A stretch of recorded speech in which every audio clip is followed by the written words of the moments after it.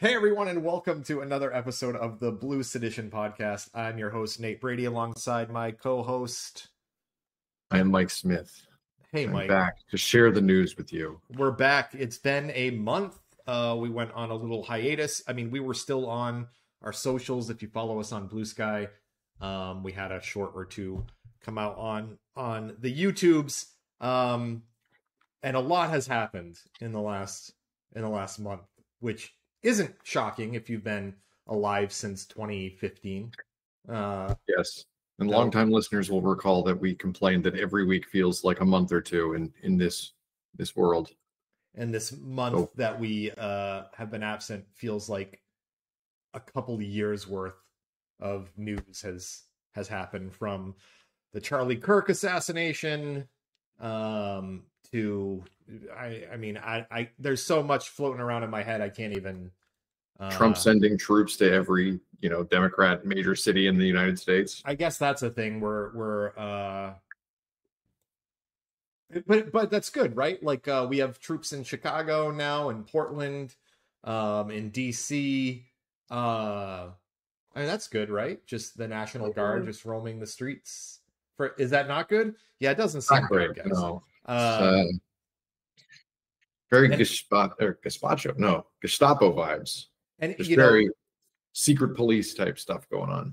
It's really unfortunate because the trend in all of these places is that crime is down and has been down. And I don't know if you saw JD Vance maybe yesterday or the day before. A reporter basically asked him, what's the justification for this when crime is down? And he's like, well, no, crime isn't down. It just wasn't reported because they were so overwhelmed at the bureaus that report these statistics that they just didn't enter anything. Yeah, it's very telling that they're living in an alternate reality. They'll yell any lie that they can to further their goal, which is basically a military takeover of the United States. It truly is scary, and they're going to use the fact that the trend continues to go in the right direction. They're going to use the fact that because of the National Guard being there, that's what has caused the results, when in reality we were already trending that way. And they're going to use that as the justification to invade more cities. I don't know if you saw Trump today was talking about taking the World Cup away from Boston because he doesn't like the mayor. He was talking about taking the Olympics away from Los Angeles because he how he feels about California. Well, he doesn't have any say over that. Neither of which he can do. Sure. Yeah. But it's like him claiming, never mind. Okay. So then let me ask you this: can he kill Venezuelans off the coast of Venezuela, 1,400 miles from Florida, if he feels like they might be members of a drug cartel? Can he do that? I don't know the answer to that. My guess is the answer is yes, with a bunch of asterisks. I remember a time when certain Democrat presidents were, drone striking people without any habeas corpus or anything else either. So there's some precedent for that. Yeah, the answer I think it's good. No. The answer is he probably can't do that. But he's doing it anyway. And really? He's doing it anyway. And just today, there was another strike, which now I think the total is 27 Venezuelans. At least 27 people have been killed from the Trump administration's coordinated attacks on what they're calling narco-terrorist networks. With no due process, no transparency, no proof provided. Just we've killed these 3 people on this boat, and here's an image. The caption says it's from September 15th, and shows the U.S. military strike on a boat that was allegedly carrying drugs from Venezuela. Now, again, I just said it. These drone strikes are happening about 1,400 miles from Florida. For some context, right? Like Nebraska is 1,600 miles from Florida. I mean, this stuff isn't happening that far away, and it's scary that they're not providing any proof. Even okay, let's play devil's advocate, Mike. Okay, Right. There's a couple of kilos of fentanyl in the back of that boat there that we can see in the image here. And we don't know where the boat is headed. Maybe they're going to another country in South America. We don't know what's happening here. But let's say there is proof that there's fentanyl in the back of that boat. Right. So he's got the intel on it. Right. So drone strike and set everyone on fire in the boat. Is that correct? Is that? I think that seems like a heavy hand. So like if you know the boat's there, I mean, just deploy the Navy and like go on board, seize the drugs, and then, I don't know, send them to the jail of your choosing. Right? Now, they're committing that kind of crime. I mean, it certainly seems like a better use of our armed forces to maybe given that they had jurisdiction, investigate something like this, or do as you said, intercept the boat, verify that they have on board what you believe the intel is saying that they have, instead of maybe sending troops to DC where they're getting sandwiches thrown at them. I'm having a hard time. And of course, if you say any of this to anyone on the right, then it's like, oh, so you're okay, so you're justifying these fentanyl dealers who are killing our children or killing Americans or whatever. And that's just not how any of this works. Well, it shouldn't be, right? I mean, you want to, like I was alluding to the Obama era doing drone strikes on would-be terrorist targets in the Middle East before. And like these are the same sort of circumstances, but I feel like the terms are higher, right? They're alleged, they claim to have intel proving that person X is, known terrorist, sympathizer, coordinator, conspirator, etc. And they need to perform, one of these assassinations on him because it's an eye for an eye. He's been killing people and you need to stop the killing. Whereas in this case, it's like, well, these people are transporting stuff you don't like, maybe dangerous stuff, but they're not breaking any of your laws. They're not in your water space, as far as I can tell. It's international waters, right? Well, I mean, so there's a lot of weirdness going on here where I'm like, you shouldn't be able to just kill people and say that they deserved it. And once again, we're doing the whole like, oh, I'm going to do this and then basically tell Congress, not even ask for forgiveness, but where we know it's supposed to be the other way around. And congressmen on both sides of the aisle have said they haven't received any evidence, physical evidence or otherwise, that there were narcotics or cargo logs or anything to verify that there were drugs aboard these vessels. Just straight drone striking them. And now I don't know about you, but I'm not sure that I trust the Kash Patels, etc. of the world to provide credible evidence that to the contrary. Basically, well, and we're obviously not in the security spaces, so we wouldn't have this sort of information. But like,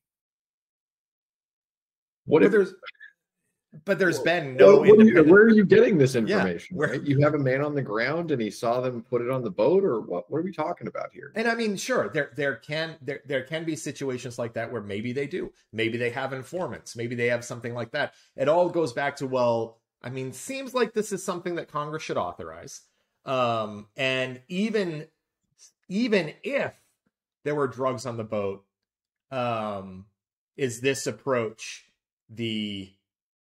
just murdering everyone on a boat, murdering human beings on a boat? Right. And you could, like I said, you have the world's greatest Navy in terms of both size and manpower. Just send some boats out there, board them, and you've solved the problem, right? But I guess it's too expensive to do that is probably the rationale. So that we need to go now. We can get a drone up there in 15 minutes. It's going to take a week to get, some cruisers out to intercept them. And, I think it's also important to talk about what Pam Bondi said the other day. Never true. It's never important to talk about something Pam Bondi said. Well, because it's a lie. I don't know what she said, but it's a lie. Well, this is just concerning. And Pam Bondi said publicly that she was going to take the same approach on Antifa as they're taking right now with the drug cartels, referencing that recent military action on right. So that tells me that this is probably also made up. This doesn't, because Antifa isn't a real thing. So these guys where they claim that they have like drug support, it seems like you probably just made that up because you wanted to kill some Venezuelans. And well, so now the concern is, it feels like every time they're testing the waters, they're dipping their toe in the waters, see how much they can get away with it. They're getting away with it. No one's going to stop them now. You would think the first time, the first 3 people they murdered, there'd be like, okay, now we're up to 27. And they're like, all right, let's just keep going. No, who's stopping? Who's going to stop us? It's Chuck brown Schumer? People. The people in America, white folks in particular, aren't going to care about nameless brown people murdered on a boat under the pretext of saving America from the drugs they're bringing in.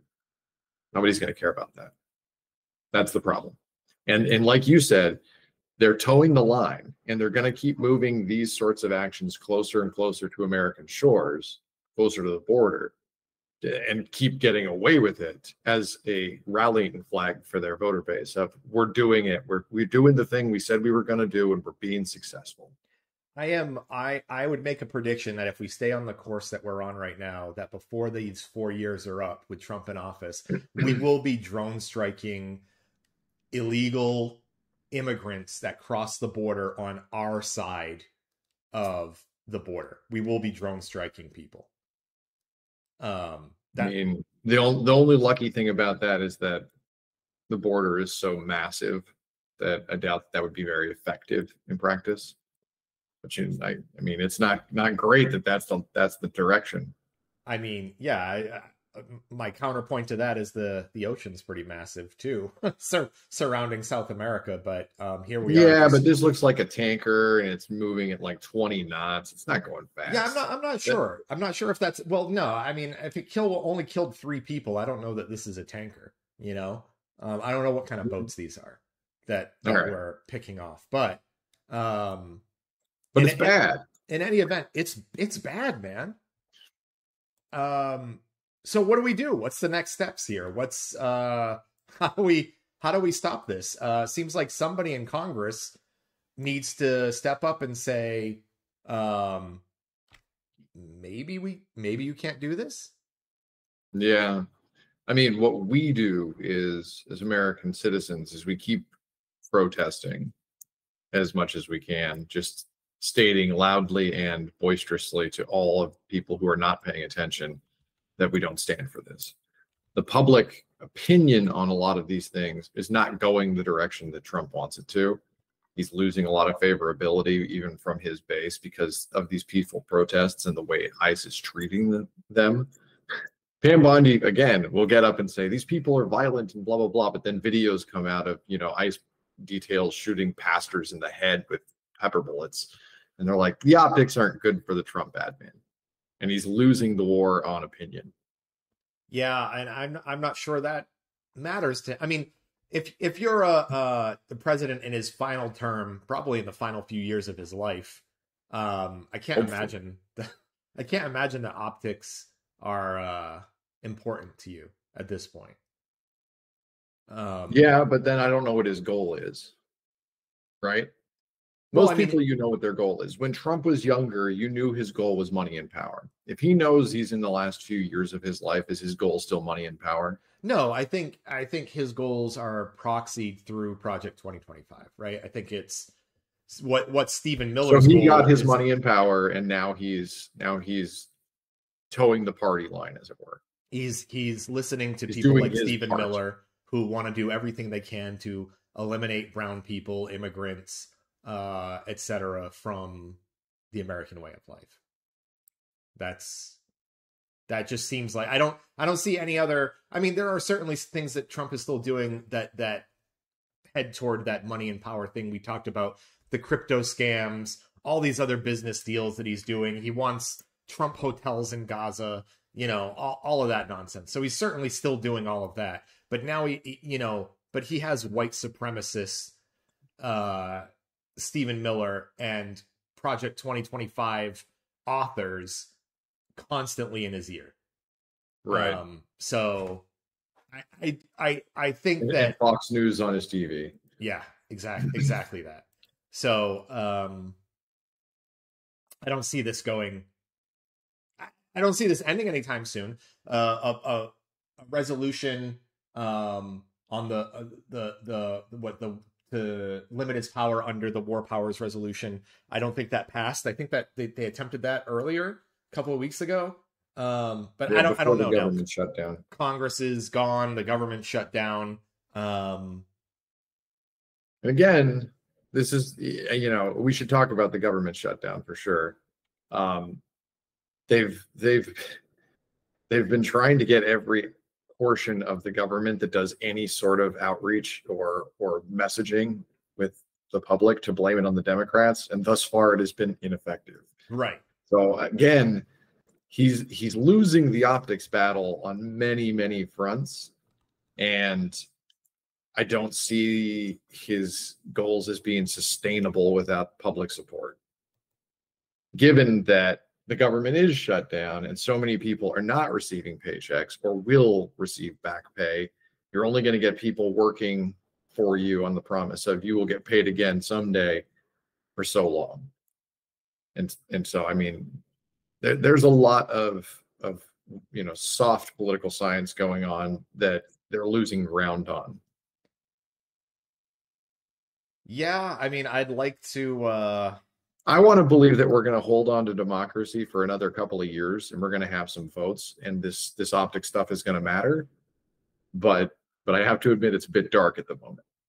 So I'm gonna ground you. I'm gonna take that position. I'm gonna say we're gonna have some elections, and I think the optics will matter. I think we're definitely gonna have midterm elections. I think my worry is Democrats aren't gonna take back the House. I'm seeing some real dumb moves. In fact, why don't we just go what kind of dumb moves, Nate? Why don't we just kind of dumb moves? Why don't you just tell me what kind of dumb moves? Why don't we just go right into it? Into our next story. Janet Mills. Thought she died. Now listen, I think I'm not from Maine. Okay. I don't know much about Maine politics. I know I think we even played the video a couple of months ago where Janet Mills retorted to Trump, standing up to him and said, "I'll see you in court." Hey, great. That's awesome. Janet Mills is 77 years old. Okay. She would be 79 years old at the time she would be sworn in to the Senate should she defeat Susan Collins and win the Maine Senate race. Right. Is she the right? Is that really the right choice? Well, a Senate seat when won gets you 6 years as a senator. So that would make her 83 when she'd be up for re-election. 79 plus 6 is 85. I thought you said 77. She's 79? She's 77 right now. She will be 79. Yeah, she'd be 79 when she's sworn in. No, it's not the right choice. Now the right choice is Graham Plattner, the oyster farmer. He has to win. He's got the Bernie endorsement. He's got huge momentum. Polls, grassroots momentum as well. I'll point out that there's a difference between having momentum on like television or media presence versus actually having people in your state know who you are and wanting to vote for you. Absolutely. We're seeing it in Mamdani's case too. Mamdani in New York has that same thing. No energy, unlike CNN or anything. They won't put him on there. They won't put him on Fox. But everybody in New York City knows him. Everybody seems to like him. Everybody wants to vote for him. Massive energy from Mamdani. And just real quick, did you see the video of the woman that yelled at him while he was getting on his bike? And no, I didn't see that. So he's getting on his bike. He's surrounded by people. People are waving. He's getting on his bike. He's going, through downtown or wherever he is. And somebody yells, "Communist!" And he just turns and quips and he goes, "It's pronounced cyclist. It's cyclist." I very much enjoyed that. But yeah, no, Plattner has that same energy. And I am seeing him. It's probably only because of the targeted ads for me, but I'm seeing him all over my social media, Instagram and Blue Sky and whatever. Yeah. But the polling, I saw a poll a couple of weeks ago that assumed Janet Mills was going to get into the race, and head to head, it was basically even between Janet Mills and Susan Collins. And then it had Plattner beating Susan Collins like by 6 or 7 points.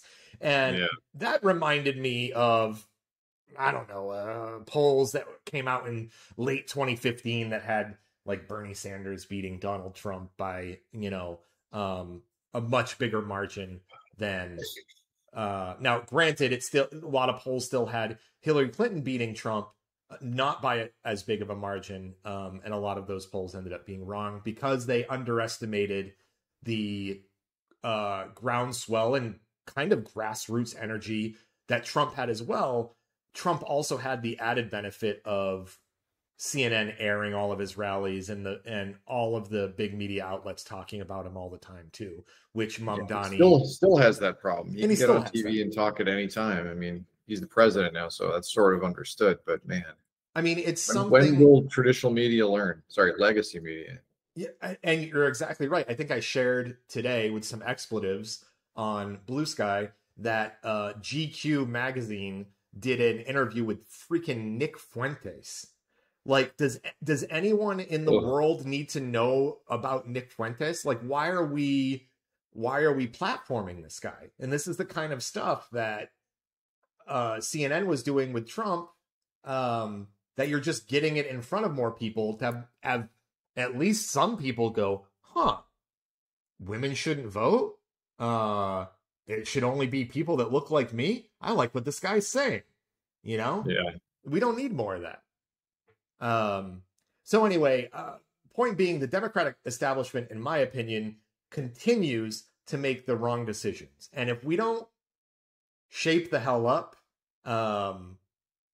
the midterms are going to be scary. Where I feel like it should just be massive swings for the Democrats at this point. It should be, and it should be of the variety that we're talking about here. These people who are also upset with the Democratic norms, because facing facts, Chuck Schumer and leadership in general in the last decade have been flaccid in the best of times and then downright counterproductive in the worst. Like it's not a good look, and it's disenfranchising Democrat voters. It's certainly disenfranchising independent left-leaning voters. We've seen fewer and fewer people turning out for votes on Democrats in elections that matter from the middle. And it's because of this, I'm going to keep trying to go to the middle messaging that they do. It actually turns people away. They just don't vote. Right. Exactly. They're like, I'm afraid that I'm going to lose the vote of this guy who has always voted right and called himself an independent. So I'm going to alienate the ones who sometimes vote left by trying to be more like the right guy. It's not good messaging. It's a bad strategy. Absolutely. James Carville has ruined the Democratic Party. Oh my God. So it takes us to, now we have, you look at Chuck Schumer and Adam Schiff and those guys, and I just have to wonder, I mean, are they scared of Trump, or are they there's only two options in my mind. You're scared of Trump, or you're kind of glad this is happening and you like some of it. I mean, what's the other option? Yeah, I think that there's so I ascribe to Hanlon's razor. Never ascribe to malice that which can be satisfactorily explained by incompetence. So I honestly, I see what you're saying, and the skeptic in me definitely feels that, but I just think that they're playing a different ball game and losing at it. Like, they think that the right strategy is to try and court these middle voters, a third of whom vote right no matter what, and alienate themselves against their far left constituents. So they lose votes on the far left. They don't get those votes from the middle, and then they pat themselves on the back every time they lose. And the few times they actually win, they see, I told you that this was the strategy. And they never change. You come to me with all of our research, and I open the binder, and it says, here's what's extremely popular in America. Universal health care, gun control, all of these, for lack of a better term. Let's say, well, hold on. You're talking about positions, and those positions, we understand they're not going to vote for because it's bad for business. Like that, I get. And I think that's plainly out in the open. Pelosi and Schumer and all these other guys are playing the stock markets with their insider knowledge. And but that moves them to the right. That means that their donors want them to go after those people that are center left, or even closer to the right than we are. Then the majority of Americans who believe in those policies, that healthcare for all, that gun control, free education, sure, those kinds of things. And that's where it seems to me, not malice, but in the best interest of their donors, as opposed to what's in the best interest of Americans. Because if I wanted support from American voters, my platform would be those things that are the most popular with the majority of Americans. I agree with what you're saying. Let me couch what you're saying with another thought that popped into my head, which is, we're seeing these grassroots movement candidates polling extremely well in several of these races, like this one here in Maine. Right. And I think that there's a lot of the reason for that is partially due to, it's the same messaging that Trump had in 2016. I'm not a politician. I haven't been working in the government for all my life. I'm a regular Joe like you. And here are the 6 things that I believe we should be focused on in the next Senate. Right? Like that's the simplest message you can give. And I think that resonates with a lot of disenfranchised voters who are really sick of the status quo. The incumbents that are there have failed them for the last 20, 30, 40 years. And they're like, a breath of fresh air. I would gladly vote for this person. Right? I mean, and that's bad for business, right? Yeah. So like, I see why they're putting in, these geriatric Senate runners, but they're just trying to keep the doors open. I'm like, you guys gotta fold it up. You're just gonna lose all the way until we're in this fascist country that nobody gets to vote anymore. So a little bit more about Plattner, just so people know. So right now, I think I mentioned, so Plattner and Collins, there's initial ballot tests that show Plattner and Collins are tied at 38%, while Mills actually has a 5-point lead over Collins. There's another survey that was done where respondents are shown bios for each of the candidates, Plattner and Collins, and that they found that once people find out who Plattner is and his positions, he has a 14-point lead over Collins. 14 points.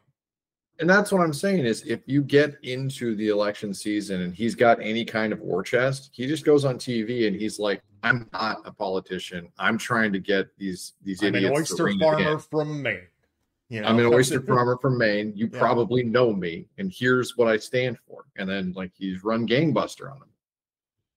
And he has I don't know if you've seen any of his town halls. He's doing town halls where I think he is correctly not attacking people who are like, well, immigrants are gonna steal our gerbs. And he's like, now let's listen and let's break that down, you know? And he's doing it really well.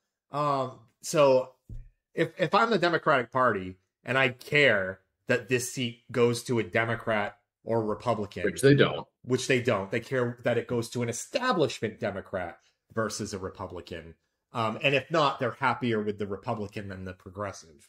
That's the other thing that I think, well, that's true. But the other thing that makes me think that it has more to do with establishment versus not is that they keep making these picks. They're like, Janet Mills is sort of famous in Maine. I mean, she was governor, so she'd be name recognition in Maine, right? Name recognition. But again, career politician.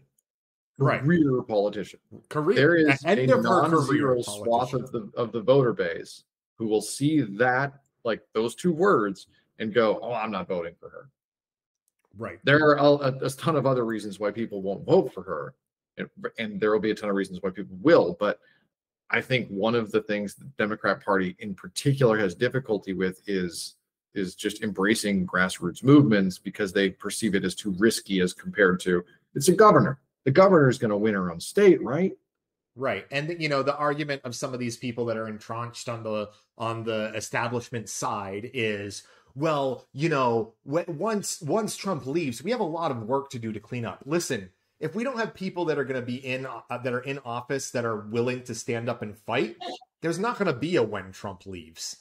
And what changes are you actually espousing? Like, right. How let's go to this fictional world where we're post-Trump and post-MAGA nonsense, and you have control of all three chambers again. What do you do? How do you improve things? Do you have any ideas? Like, can you propose some sort of, like, are you going to enact some laws that would actually rein in the powers of the executive, which SCOTUS claims is basically, you know, ultimate and unlimited? Right. Have you said that? You're like, he's doing these things he shouldn't be doing. And I'm like, make a law about it when you get back into power, I guess. Yeah, and you could be screaming about it right now. And I would rather have a Graham Plattner than a Chuck Schumer. I'd rather have a J.B. Pritzker. Okay, at least, I mean, again, there's plenty of reasons for progressives to not be happy with a choice like Pritzker, but he stands up, he says, come and get me, asshole. You know, I believe in law and the Constitution. He literally said today, come and get me. I'm not afraid of you. Okay. That's not something you're going to hear from Hakeem Jeffries. That's not something you're going to hear from Chuck Schumer. Okay. That's not them. They're not the stand up and fight. If we had, 50 of those guys in the Senate, things would look a lot different right now. And we don't. So we need Graham Plattners and not trying to be ageist, but 79-year-old Janet Mills, I don't think is going to have also the energy to do what needs to be done over the next 6 years. So I think we can move on from that. You have anything else you want to say on? God, it's depressing. At the very least, I'm happy people are, attempting this fight, like willing to take on because it's challenging. You can imagine trying to be a grassroots person who's just sick enough that you've decided you're going to run for Congress and then actually get some traction with the people around you, get some donations going and actually start a platform that you're, speaking toward. It's crazy. I love it, but it's hard. Yeah. I think we can briefly touch on another story that something decent came out of the Supreme Court today, where they rejected to look at Alex Jones' appeal on his $1.4 billion verdict to the Sandy Hook families.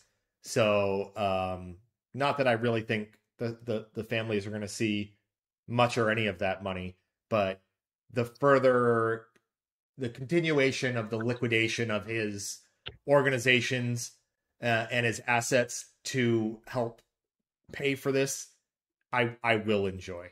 I think Yeah. I don't remember. I remember the Onion had purchased InfoWars, and then it had stopped going through, maybe because of appeals processes.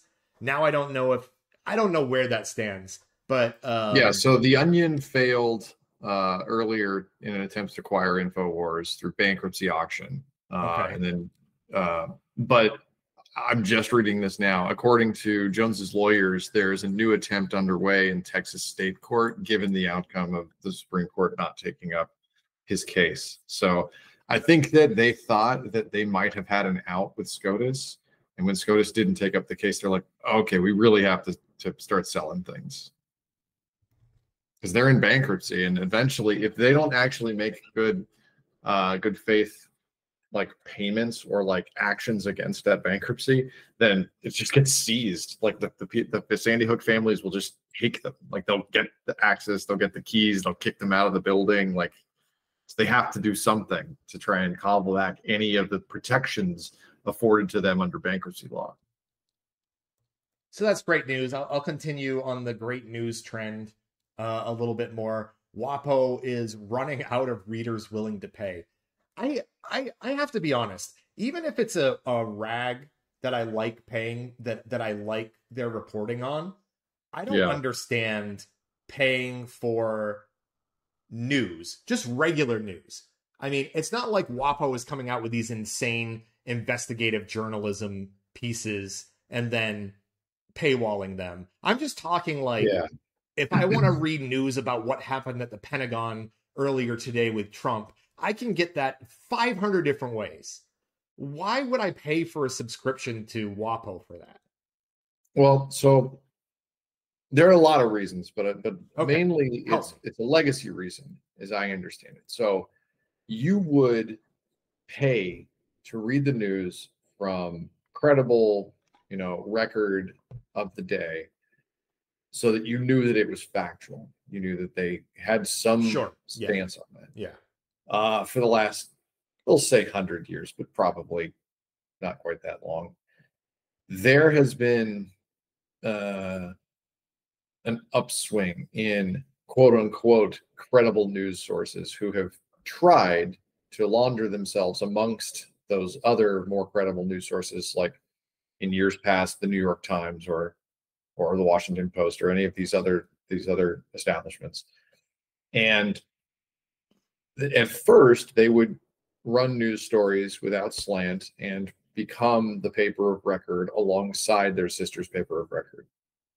And in, I would say, the last 40 years, the masks have come off many of those who actually are wolves in sheep's clothing and started slanting all their articles to, let's say, not report fact as fact and throw opinion mixed in with fact to try and sway their readers one way or the other. It's hard, especially, I mean, okay, WAPO aside, I don't care about them. They were bought by Jeff Bezos, and they were basically given a mandate of write things that are more right-leaning. That's the only way to make money, and they're bleeding money, which is good objectively, because that's just wrong. Is that go woke, go broke? Am I doing that right? It is. Okay. It is. Okay.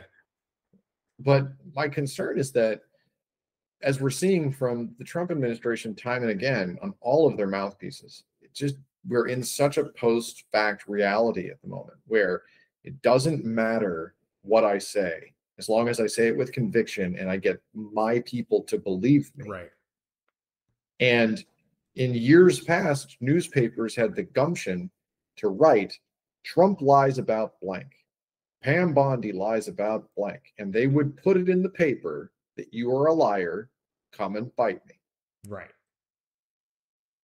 With these establishment legacy medias like WAPO being purchased by the billionaire class and basically being turned into something that's not distinct from those other news sources that ended up being the wolves in sheep's clothing.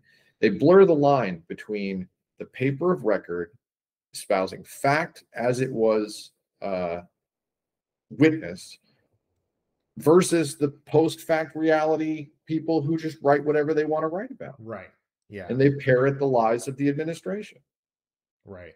So on the one hand, I'm clapping for WAPO's demise. On the other hand, we're losing credible sources of truth, and society can't tell the difference between fact and fiction. A hell of a time. You and I know this. You and I know this firsthand. We get a lot of our news online, right, from social media, from word of mouth, from articles posted from trusted news sources. Right. And so sources that we trust. The news sources that we trust. And we have lists of them on our Blue Sky if you want to see. But that list of credible news sources is becoming smaller and smaller, and in many cases less and less credible as time goes on. And it's becoming difficult for anyone to tell what the reality is anymore. It's true. We were talking about the reporting on the Venezuelan ship that was drone struck. You know, there's no hard evidence. There's no journalistic digging. Right. And so all we have is the word of people in the administration that this was a drug cartel, a narco boat, or whatever they called it, and they had to be eliminated. Right. And that's all the public will get to hear, because nobody in WAPO for sure, but in any of the legacy outlets will say, prove it. Yeah. Are you going to put in the headline that the Trump administration assassinated, Venezuelan boaters, and then in the subtext be like accused of crimes that was never proven? That's the way you have to come at that, but nobody's going to do it.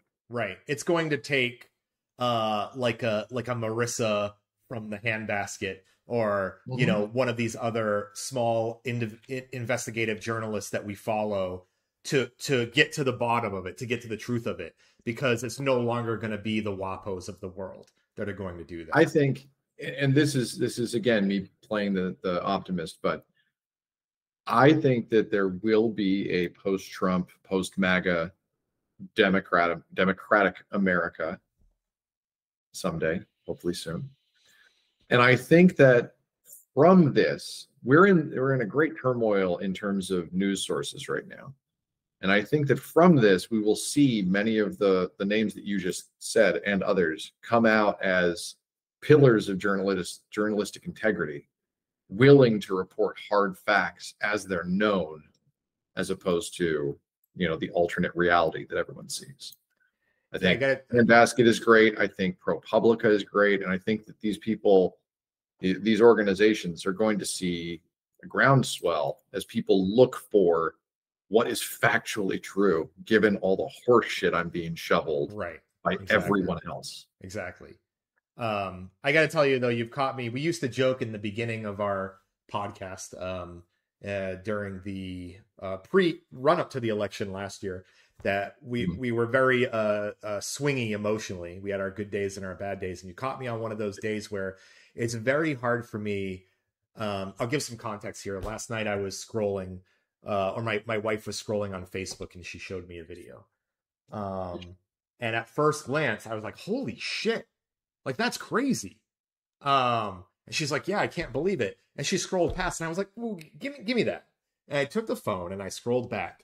Now, because we're in tech and we're very, attuned to all of the new AI tools and everything that's coming out. Yeah. I looked to the right and the bottom to see, can I see the Sora logo? Because it pops up on the right, and then it pops up on the bottom, and then it pops up on the top.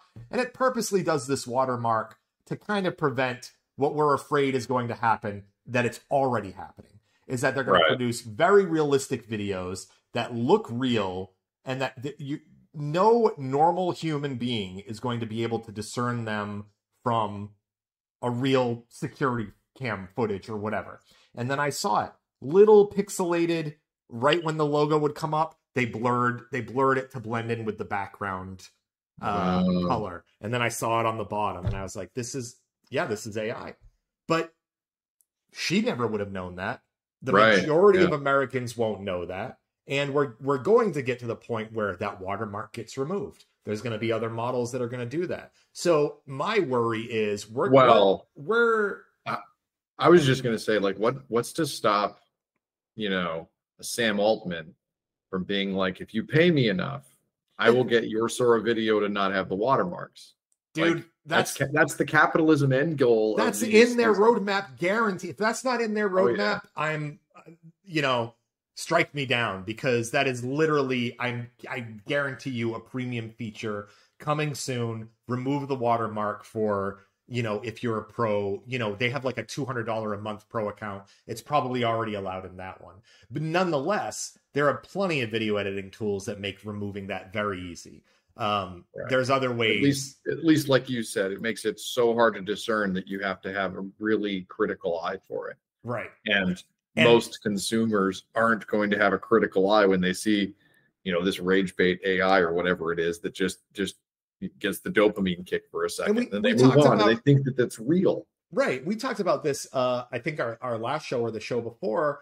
We're only like a year or so, a couple of years into like the jokey Will Smith eating spaghetti looked ridiculous. yeah. To literally, it's hard for me to know whether it's AI or not. And I work in the space. Now, where are we going to be in 3 years during the next presidential election? Every single opposition, dark money, whatever it is going to be looking at ways to put out damning video evidence of your opponents that is going to be impossible to discern from reality. And unfortunately, without a paper of record, the only shield to that is the candidate saying that it's fake news, right, which again plays into their playbook because they've been shouting fake news for years. Yeah. I think there is only about real news. I forget who it is. There's somebody that we follow. It might be Matt Novak. It's one of those people is currently calling out like if an AI video goes very popular or goes viral, either on Blue Sky or on Twitter or whatever, and he'll repost it and say, this is AI. This is how you can tell. I think there is an opening for somebody to create the kind of record of, hey, this is an AI video. What's the Snopes, basically the Snopes of videos. I think that there's a space for that right now, but I think we're only we're less than a year away from even experts not even being able to tell that a video and we have a latency problem. What we have is people consuming things as they're being released because that's how virality works, right? Right. And by the time an expert reviews it, it's old news and nobody cares. It's too late. And you're never going to get through to somebody who believes that was a real thing. Right. That's already in your head. That's already affecting your decisions. Nothing's going to change that. It's like Mandela, except it's happening on the minute scale as opposed to decades. Literally. And we just talked about at the beginning of this episode how the news cycle is moving so fast that the only way to keep up with it is consume and move on. Consume, quick reaction, move on. And they're banking on that. That's one of their key plays. I think that there was a leaked memo from, I believe it was Stephen Miller, but maybe I have that wrong. But it was his flood the field game plan, where he doesn't really care what the news is as long as you're just making news every second of every single day. He went on TV last week and said that the president was basically a god, and then sat in dead silence on the air for 10 solid seconds while the guy looking at him just like, right. The fuck did this guy say? And then he just didn't back down. He's like, did you mean that? And he's like, yeah, I meant that. And we're like, what? Okay, there's one more story I just wanted to touch on that I don't know if you put it in the show notes, but I'm going to. You love Hitler. What? I think if you're a regular listener to our show and one of our followers on Blue Sky, you won't be surprised by any of this. But there was young Republicans leaked Telegram messages. A couple of the groups throughout the country were worried that their Telegram chats got leaked, and they did. And some of these messages are exactly what you would expect, from the "I love Hitlers" to anti-Semitic stuff to Trump third term to gassing the opponents, all of that stuff. And we didn't get to go on the air. We could have. We didn't get to do a podcast after Charlie Kirk died. And talk about kind of his effect on up and coming Republicans, that kind of college level, even pre-college level, adolescent teen boy, and what it means to be a Republican. But people always, the people that are on Charlie Kirk's quote unquote side would say, you never listen to the full context. And these people have. They understand the context. These young Republicans they chose the Republican side for a reason. And I don't think that if you saw leaked messages of Democratic Socialists for America, youngsters, I think you would see them talking about how do we get healthcare for all Americans? How do we stop this race baiting? How do we stop this attack on immigrants in our country? I think there's a huge juxtaposition here. I don't know where else to go with that other than this is super disturbing. Yeah, I mean it's your classic right-wing bloggy type stuff. Like I think of all of the editorials I've read over about 4chan or that sort of groupthink. Sure. And it's not really surprising to me. Yeah. I mean, yeah, of course I wasn't surprised by any of this. But I just wanted to point out that when we talk about how these youth groups are popping up, we need to be mindful that it's a lot of this, because these are still kids, and they're being who are easily manipulated. For sure. I see it a lot actually when I drop my kid off at school, especially during election season. But a lot of these kids, and I'm guilty of it the same way. I was going to say the same. Yeah, I know where you're going. But I will say that the one thing that I think I've seen from my experiences, and that'll your results may vary, is that the kids. Okay, my kid. I'll speak about my kid. I teach him about empathy and like relating to other people, and like, how do you think that they feel about that? How would you feel about that if you were in that situation? And that sort of mentality. When I see the kids who are like pro-Trumpers in the run up to the 24 election, they were football fans. They were, my team's going to beat your team. I don't care how you feel about anything. I don't know how I feel about anything, but my team, the red team, is the best and they're going to win. And neener to you. Like, that's the takeaway ostensibly. Right. And it's just it's just kind of funny to see that juxtaposed on children, where you're just like, yep, that's American politics. I see it. The left wants to try and help people and the right wants to win. And I think that the right now is being manipulated by a grifter who can ride that wave to money and power. Your team won. You're the best. Congratulations. Ignore the fact that I have, made myself several $billion richer. You guys, you're the real winners. and then you get 4 years of waving flags and Right. calling the other guys, names in your telegram. Right. No, great point. I guess one more note to end on is, did Trump win the Nobel Peace Prize? No, Okay. He did not. So blowing up people in Venezuela, sending troops into your own, countries, cities. That wasn't it. That wasn't it.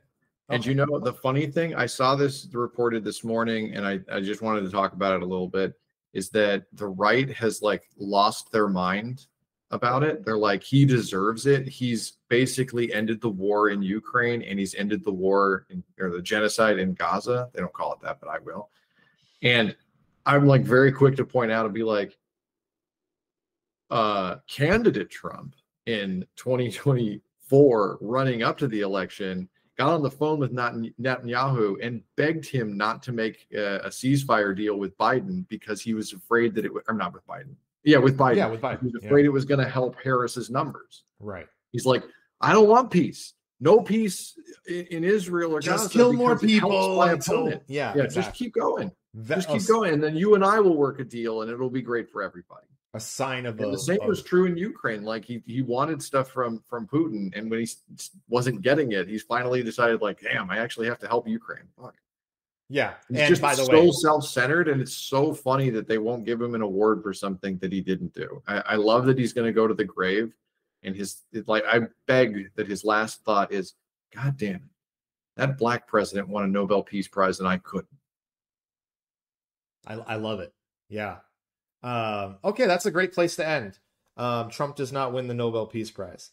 So I guess that still has at least some credibility for now, unlike the Medal of Freedom that we're just doling out to Rob Schneider and whoever the fuck now. Yeah. So, well, the Nobel Peace Prize is awarded by not America, so it can be a little, yeah, concerning. It can pick its candidates more discerningly. All right. Hey, we finally got an episode in. We're going to try and get back on a regular schedule. Mike, do you have anything you want to add before we end today? Like and subscribe. Leave a comment down below. It really helps with engagement. Thanks. Do that. All right. Thanks, everybody. Until next time.